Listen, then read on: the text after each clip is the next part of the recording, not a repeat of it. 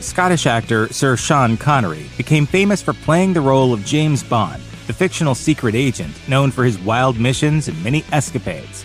Connery is considered by many to be the definitive Bond, as he was the premier actor to portray the internationally beloved character on the big screen. He brought life to the role of Agent 007 on and off for 3 decades in a total of 7 films. And while other actors would succeed him, he remains the favorite Bond for many fans. Shocking.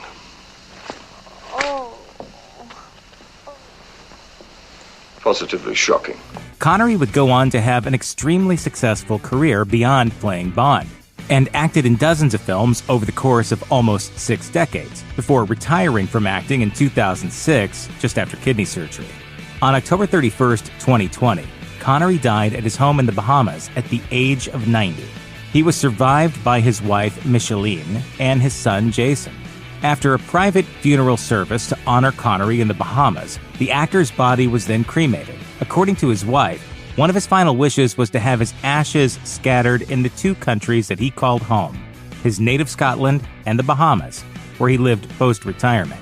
Because of the tighter restrictions at the peak of the COVID-19 pandemic, at the time, his ashes were only scattered in the Caribbean nation. But in March 2021, his other wish was finally granted.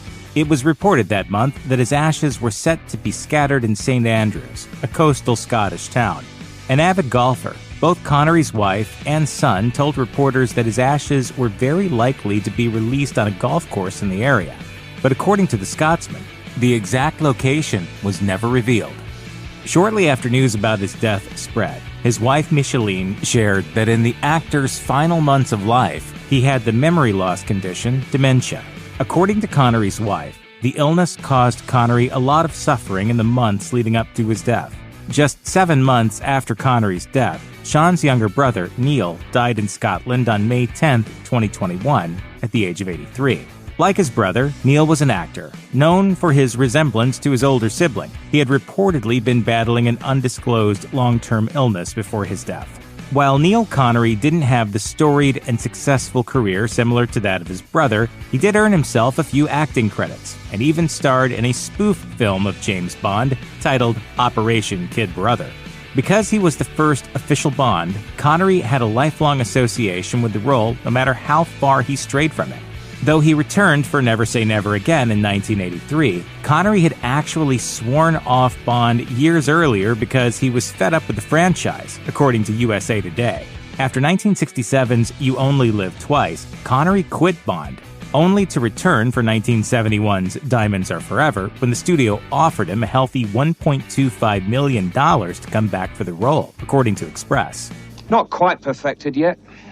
Connery later donated his Diamonds paycheck to the Scottish International Education Trust, which supports Scottish artists. Connery was briefly succeeded in the role by George Lazenby, who would quit after 1 film, and was later replaced by Roger Moore, another memorable Bond. Still, Connery was the most famous of them all. Even when British actor Daniel Craig signed as the new Bond, filmmakers wanted the legendary actor to make a cameo appearance in 2012's Skyfall.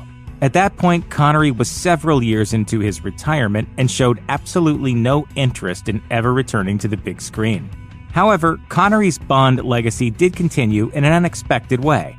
Shortly after his death in 2020, the prop gun that Connery wielded in his debut Bond film, Dr. No, was sold at auction for $250,000 in California, according to Variety.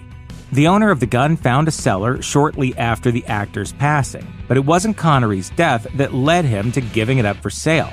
They were apparently already in the process of auctioning off the gun a year before he died. The auction, coincidentally, happened just 2 months after Connery's death, which left the previous owner a little uneasy. The name of the new buyer of the Walther PPK prop gun was not revealed, but is apparently a fan of all the Bond movies. Check out one of our newest videos right here. Plus, even more grunge videos about movie legends are coming soon. Subscribe to our YouTube channel and hit the bell so you don't miss a single one.